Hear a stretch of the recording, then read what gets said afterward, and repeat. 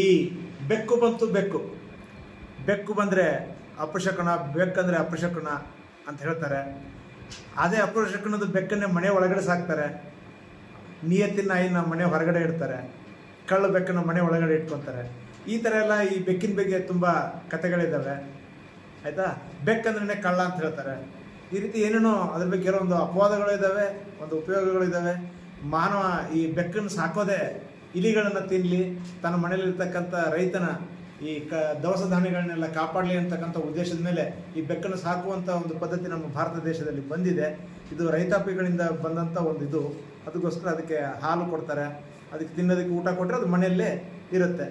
ಅದರಿಂದ ಈ ಚಿಕ್ಕ ಪುಟ್ಟ ಇದು ಬಂದರೆ ಚೇಳು, ಹಾವು ಆ ರೀತಿ ಬಂದರೂ ಕೂಡ ಅದು ಅದರಿಂದ ನಮಗೆ ಸಂರಕ್ಷಣೆ ಕೊಡ್ತಾ ಇತ್ತು, ಅದನ್ನು ಸಾಯಿಸ್ಬಿಟ್ಟು. ಇದು ಬೆಕ್ಕಿನಿಂದಾಗಿ ಆಗ್ತಕ್ಕಂಥ ಉಪಯೋಗ.